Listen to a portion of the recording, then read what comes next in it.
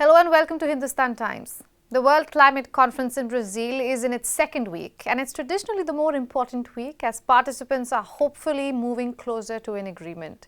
DW correspondent Lars Holter from Berlin has more on this. Lars, good to have you. What's the mood in the German delegation at the conference? Yeah, thanks for having me. I'd say the German delegation is eager to move on with some big decisions. And from what I'm hearing, Brazil's main idea for this conference seems to be having an effect because Brazil chose to host the World Climate Conference not in Rio or in Sao Paulo or even in the capital there of Brasilia. Now, these places would have certainly had the infrastructure, but Brazil chose to host the summit in the port city of Belém, and that's a gateway to the Amazon rainforest, a place where fishing is a major industry, where fruit is grown and exported, and well, obviously where the Amazon, the Earth's lung, can be experienced, and that is exactly what the German delegation and Germany's Environmental Secretary Carsten Schneider did this past weekend. Actually, he ventured deep into the rainforest and came back shocked. He said he saw destruction at a level he had not been expecting, and that, I guess, was exactly the plan. And apparently Schneider, leading the German delegation, feels that it is more important than ever to really make headway in terms of protecting the climate and the environment. Also, Lars, what's exactly on the agenda and what is Germany bringing to the table? Well, the main focus is on cutting down on fossil fuels, getting out of oil, gas and coal and speeding up the development of renewable energies. Now, Germany is all aboard, of course, has obviously been going in that direction for years and has long established solar and wind as major energy sources at home.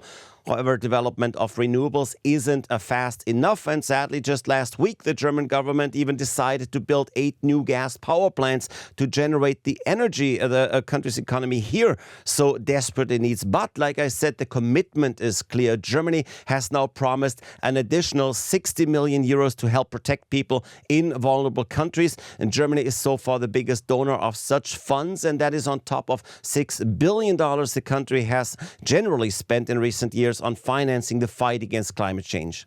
And the most important question, how optimistic should we be that this climate conference will actually lead to real change?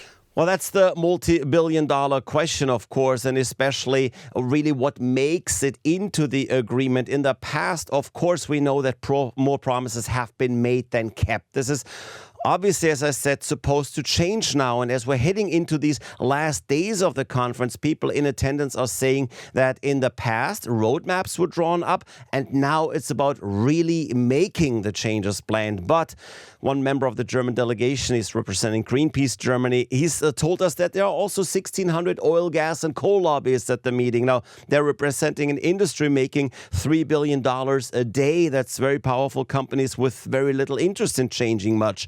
Other than that, there are representatives of the poor countries, of countries already threatened by climate change. And there's the industrialized nations trying to undo the damage they've done over decades without risking, of course, their economic future. So it's really unclear what's exactly developing over the next couple of days. And of course, there's also the factor that the US is not represented in that conference at all. So will we see any form of agreement and decisive action? It's certainly still doubtful, but there's always hope, including, like I said, with the German delegation. All right, Lars, thank you so much for all those details from Berlin.